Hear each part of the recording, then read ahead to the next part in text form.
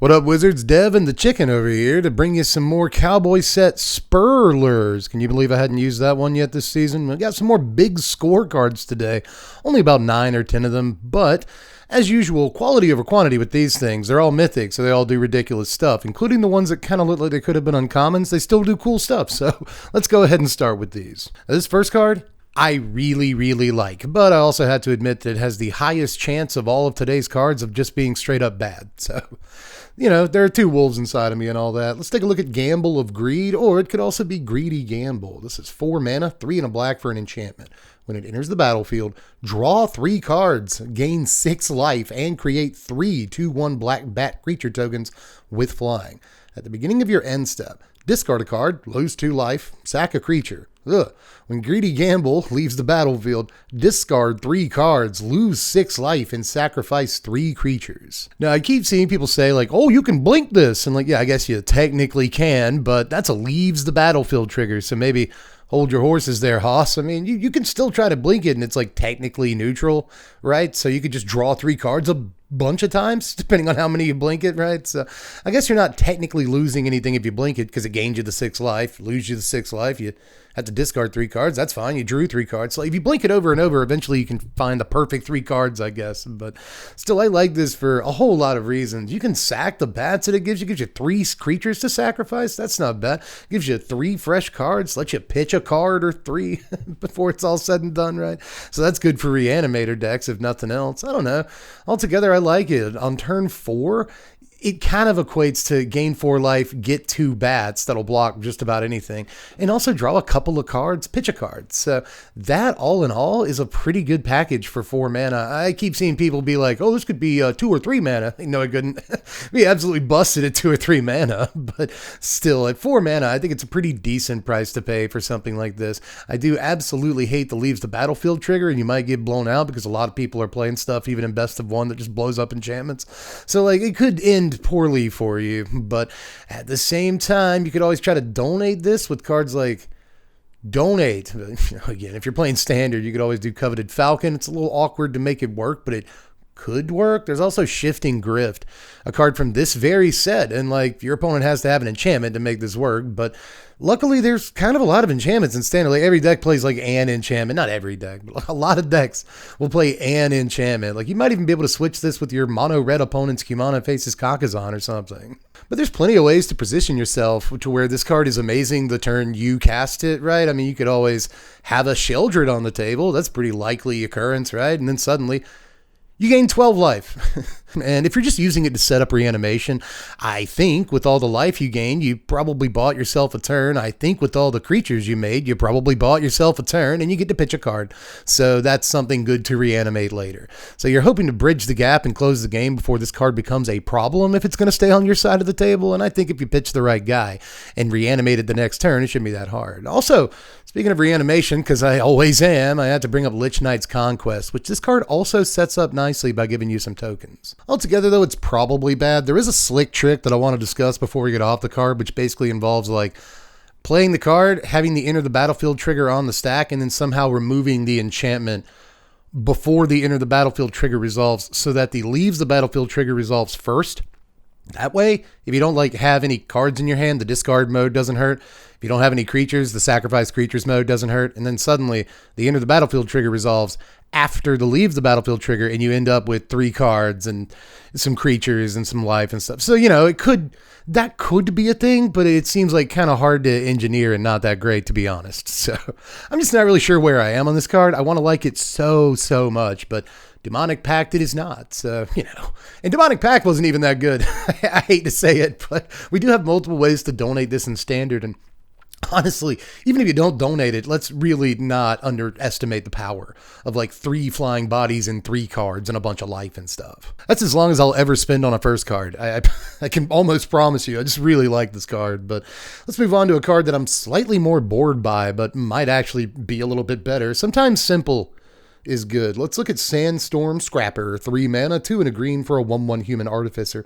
When it ETBs, you get a 3/3 colorless golem artifact creature token. You can also pay 2 and tap the Scrapper to put a +1/+1 counter on each token you control, every creature token. And all them creature tokens gain trample till end of turn. If this was just like put a counter on all your dudes for this much, I think it would be like way, way better. But just putting a counter on all your creature tokens at least looks like a decent commander card, if nothing else. But there are plenty of like token-centric decks in Standard right now, and this guy kind of does give you 4 power for 3 mana when it ETBs, so that ain't half bad either. Trample's also kind of a nice way to bust the boys through. Like if I have a Nissa token in play, that's like a 9/9, like suddenly it gets trampled too, so, you know, I'm kind of okay with this, but I think it's a bit slow, and even though I keep bringing up Agatha's Soul Cauldron all season long, I'm not sure that this activated ability is even something a deck like that necessarily wants. Maybe like Insidious Roots, but again, not even there, right? So I'm not really sure where exactly this thing goes. I don't know about it in a format like Standard, but again, in Commander, just that activated ability looks like it could be pretty great in specific decks. Let's move on to Hostile Investigator, everybody. This is 4 mana, 3 and a black for a 4/3 Ogre Rogue Detective, little Roger there. When he ETBs, target opponent discards a card. Whenever one or more players discard 1 or more cards, investigate. This ability triggers only once each turn. I keep seeing people bag on this card for a couple of reasons, and I'm going to push back slightly here. For one, a lot of people just kind of in a knee-jerk reactionary way are like, it says once per turn on it, it's bad. In this case, I do think it's kind of acting as a good safety valve, especially on the commander table. It's worded very specifically. Whenever one or more players discards 1 or more cards, and it only triggers once per turn. That's mostly to keep shenanigans and hijinks to a minimum on the commander table, which I do expect, but even at once per turn, it's gonna trigger kind of a lot. As a matter of fact, it triggers when it enters the battlefield. The other complaint that I see people have about this card is that it's just like not good. It's like it should have been an uncommon or whatever, and I just don't really agree with that. This is at least a rare to me. It's a 4 mana, 4 power creature that does 2 things. It effectively has 2 enter the battlefield triggers, and then the second trigger that it has can just reoccur multiple times over the course of a game. That's all like a pretty good package, man. Like I know that we compare every black 4-drop to Sheoldred nowadays for good reason, right? And I don't think this necessarily beats that card, but it does put your opponent down a card when it comes into play, and you up a card, and it gives you a body. That's great. And then if you have like a Liliana on the table or something and you're ticking her up and everyone's discarding a card, you included, then you get a clue token whenever you tick up Lily. And that kind of keeps you from falling behind, or at least it pulls you up ahead of your opponent in terms of cards, right? Because you're getting clue tokens, you're technically even on cards, whereas they're going down. So I don't know. I think this card does kind of a lot of stuff. I wish it had a keyword ability or something, but I'm not going to ask for that much, considering blinking it is awesome. Reanimating it is kind of awesome. It'll probably just naturally trigger multiple times over the course of a game, considering you're playing Liliana and probably Aquazats in your deck. You're probably playing Duress in your deck too. So Duress putting you up an extra card because of the Investigate is unbelievable, right? So I don't know. I think there's probably more to this dude than a lot of people are giving him credit for, but this isn't the first card today that I'll feel the need to wholeheartedly defend. There's a few of them. But we got to move on, man. I'm talking way too long about these like kind of niche cards that are admittedly probably bad that only I seem to actually like. So we got to make time for other cards, and I especially have to make time to defend the last couple of cards of the day. But we'll move on to Ancient Cornucopia, which is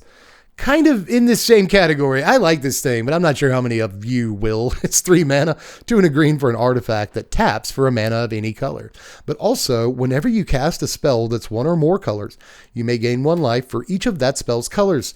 Do this only once each turn. So again, things might get really out of hand. There's a bunch of infinite life combos in Commander if you don't do this only once each turn. It's like, I don't love this line of text either, but again, I completely understand why it's on certain Magic cards. Either way, though, I think this is kind of neat, and I want to talk about Standard for a second. First of all, Celestis already sees play.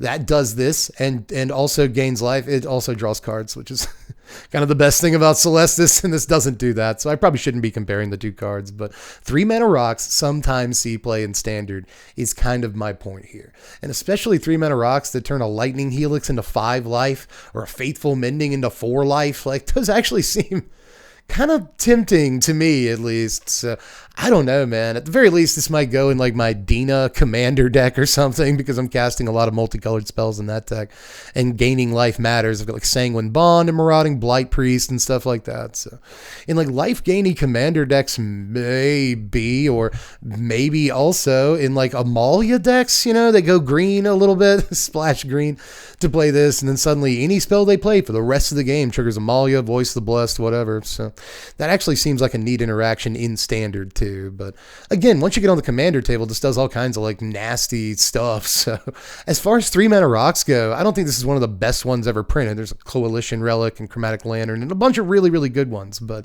I do think this is one of the better ones we have access to in Standard, especially after Celestis gets out of here. But let's take a look at Generous Plunderer up next. This is 2 mana, 1 and a red for a 2/2 human rogue with menace.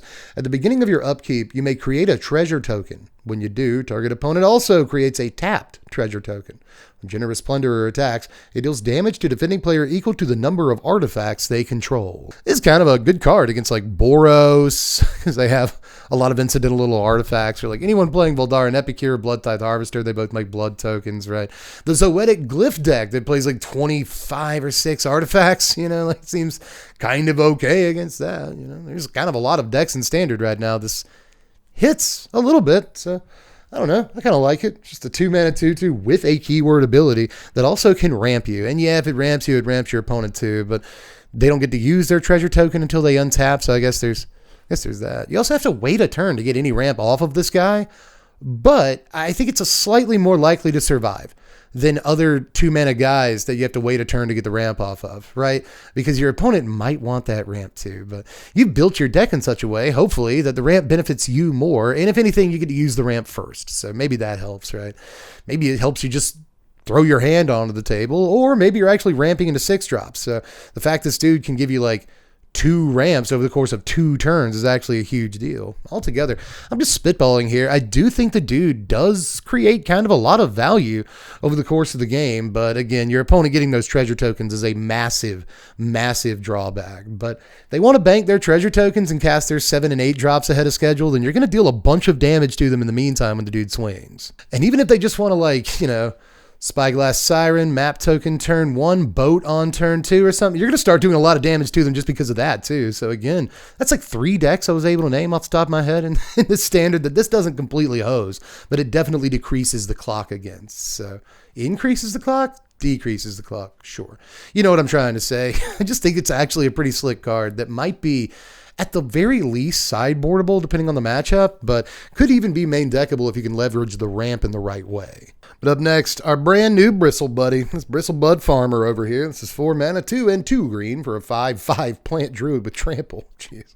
And when it enters the battlefield, create 2 food tokens. Why wouldn't there be more upside? As a matter of fact, why wouldn't there be even more upside than that? There's more text on the card. Whenever Bristle Bud Farmer attacks, you may sacrifice a food. If you do, mill 3 cards. You may put a permanent card from among them into your hand. Come on, man. Like, when I was coming up, I feel obligated to do this. I am so sorry for being a magic boomer, but you guys remember Juzam Djinn? Juzam Djinn. You don't pronounce the D, dummy. I don't know why I felt the need to do that. But yeah, Juzam Djinn over here. Big evil guy, awesome dude, 4 mana 5/5, with a downside, as a matter of fact, because he's a 4 mana 5/5. I know that we progressed far beyond this card light years ago, but I still just feel like I have to bring it up when we see cards like this, dude. This is a 4 mana 5/5 with maybe the most relevant keyword in green, aside from perhaps hexproof, right? But trample is a ridiculous ability, and it also gives you 2 extra things when it ETBs, so if your opponent blows it away, cool, I still got 2 food tokens. If it actually lives to attack, you get a card? Come on. The mills can be leveraged pretty easily too, man. This is just like a big, fat, well-statted dude with a very relevant keyword ability that gives you 2 enter the battlefield triggers effectively that also gives you cards. Like, what? And the funny thing is, too, by the way, still doesn't look like he is like definitely Standard playable. What's that about? Why doesn't this dude look a little bit better? Even to me, I just freaked out about how, like, oh my god, it's 4 mana 5/5, but like, you got to be objective, you got to be realistic. In today's Standard, is this card enough? And I'm just not like 100% sure that it is, which is blowing my mind, because like, show this card to a person in like 2005. What's a food token is the first thing they'll say. But altogether, it really shows how far we've come in terms of creatures. I was just making jokes yesterday about how power creep isn't a thing. Don't tell me power creep's a thing. It is on creatures. This really goes to show that, because I still have doubts this is standard playable. And I should not have those doubts. This should be the best creature in the set, but we're in a world where it's like, okay, it's a pretty good guy. Like, look at him, man. Yeesh. So let's move on here to a dude that I think is actually better than that. It's Harvester of Misery. This is 5 mana, 3 and 2 black for a 5/4 spirit with menace. When it enters the battlefield, other creatures get -2/-2 till end of turn. You can also pay 1 and a black and discard it from your hand to have target creature get -2/-2 until end of turn. I keep seeing people say Massacre Wurm at home. Massacre Wurm is this card at home. I know that sounds nuts, but I actually think this is, in a lot of ways, like, just better. It costs less to actually play the card, so I guess there's that. It doesn't have that cool line of text where they lose a bunch of life and stuff, but it's also just a removal spell. Right now, in like Rakdos, you can play this, and Virtue of Persistence, and like Trumpeting Carnosaur. Like, all of your removal spells can be on guys. Heartflame Duelist, if you want to make it like Mardu-ish. I don't know. But yeah, all of your removal spells can just be on like extra bodies and stuff like that. And you can reanimate them through like different means, like there might be a time where you use Trumpeting Carnosaurs and this as removal spells. And then you're able to just like push-pull and get both of them back into play at the same time. Get some Discovers, get some, Wrath effects going on the board. That seems pretty good. So I don't know, dude. I actually think this is quite good, dude. Like, you can do the channel. It's a channel ability. You can discard it from your hand as an instant.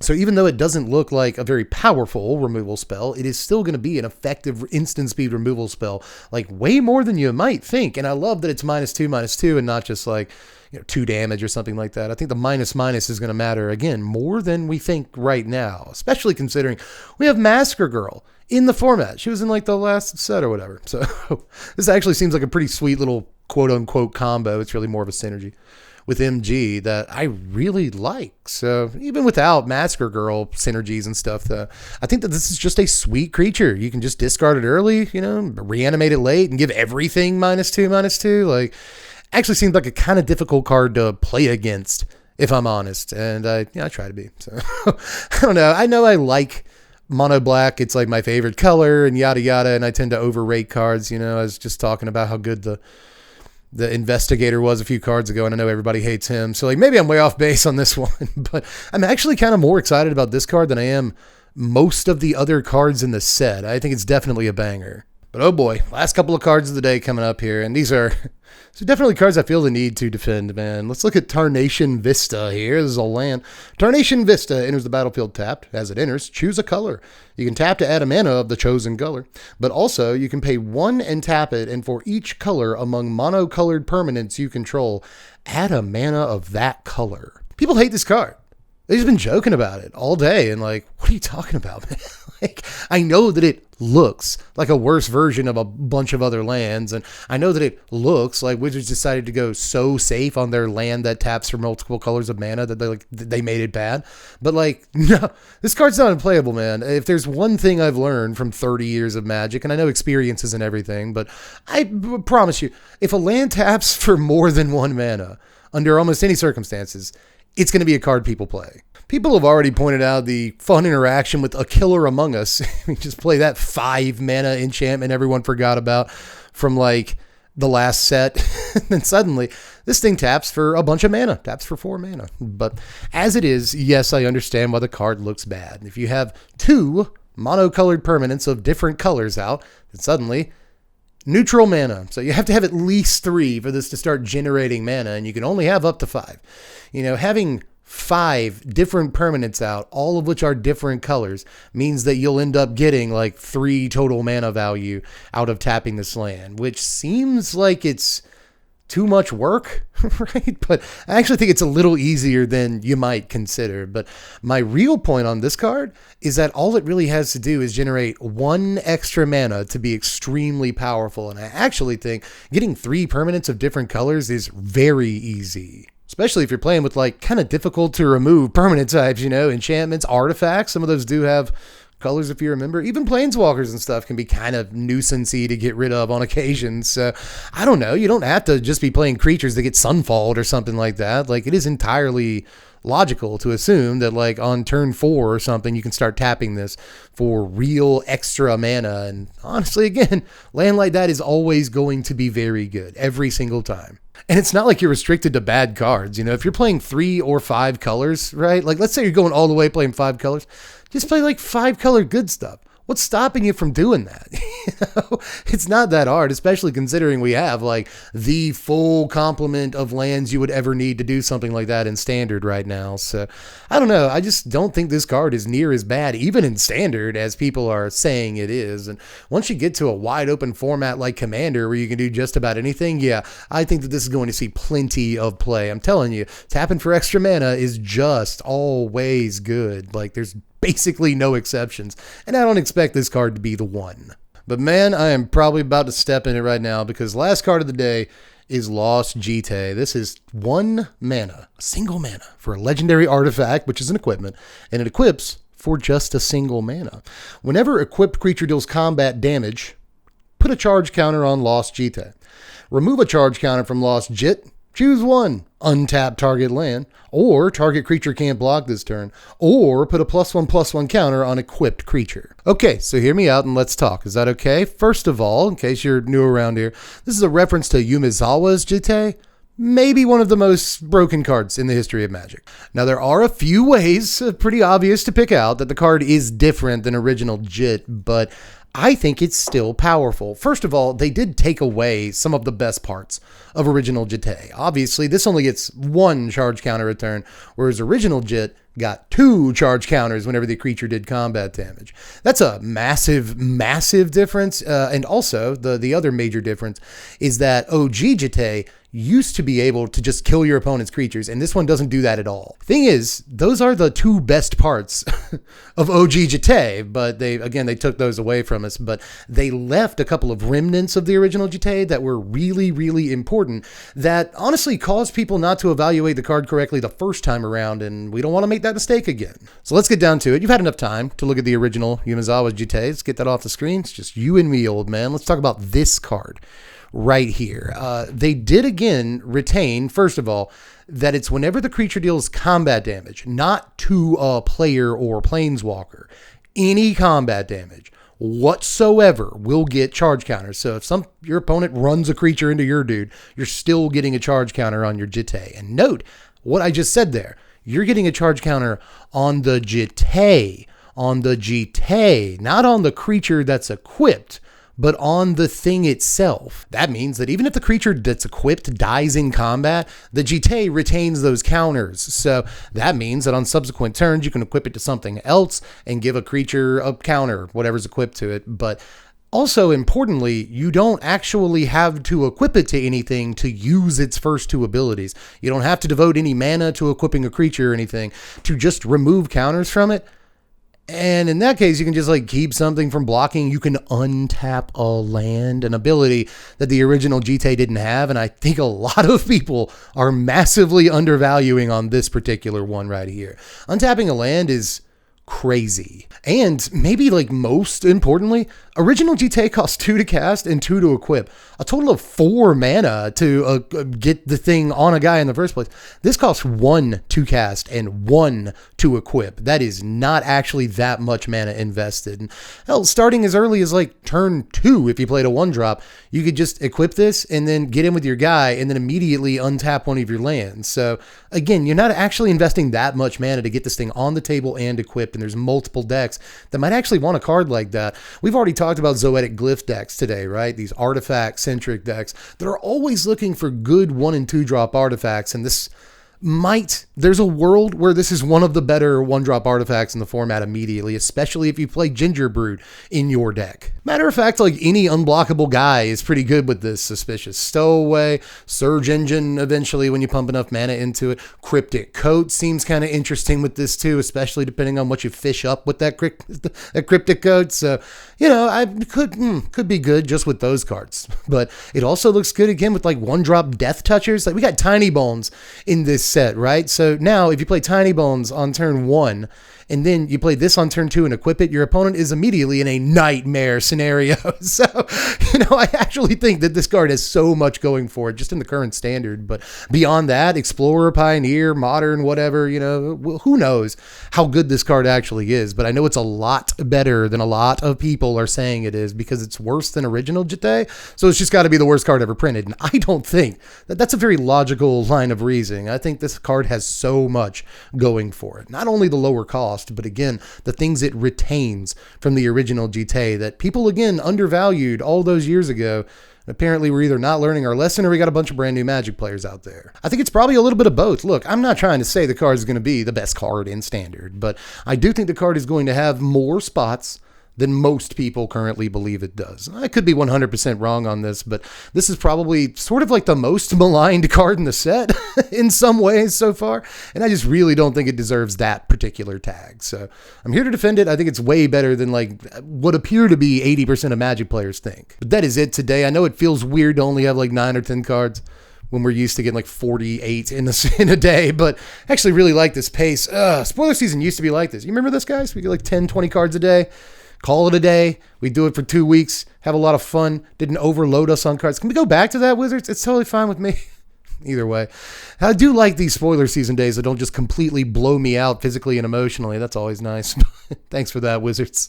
I like a 10-card spoiler season. But anyway, that's all for this one. I'm going to be hitting the stream tomorrow night on the twitch.tv/SPMTGDev. Follow if you're interested. I'm not sure how many more spoilers there are going to be, but we're definitely going to cover those, if nothing else. We might look over some prices for the set. We might play some Magic. We might try to speed run Basson's Black Bass with Hank Parker. I'm trying to set the world record for that right now. I'm actually stunningly close. But in any case, there's all kinds of stuff we're going to do tomorrow on Twitch, including WrestleMania predictions. It's that time, everybody, and I know how much you love it. So get over there to Twitch and follow if you haven't done it yet. We'll do some fun stuff tomorrow night, guaranteed. But aside from that, if you like the video, just like the video. Seems reasonable. Seems like it makes some sense. Subscribe if you haven't done it yet. We somehow still need like 10 subscribers to get to the 132,000 mark. So help me get there. You could be the one to get us over 132. But aside from that, I guess do the Patreon. Yeah, sure. We're going to be having like deck techs soon. Again, we're going to try to turn those into like super deep dives, and some extra support would be much appreciated for all the extra work I'm about to put into these deck techs. But you can also help pick what deck techs we even do this season by being a $1 sub over on the Patreon. So I'll leave a link in the description if you're interested. If you've been enjoying the content all spoiler season, $1 a month would really, really help around here. But aside from that, I guess I'm done for this one So let me know how you felt about all these cards today. Am I way off base? I felt like there are definitely a lot of cards today that I like more than most people do. Am I stupid? Let me know in the comments section. That is Allski Kowalski, everybody. I'm Dev from the place. Thanks for watching, Wizards. Spread love and be kind.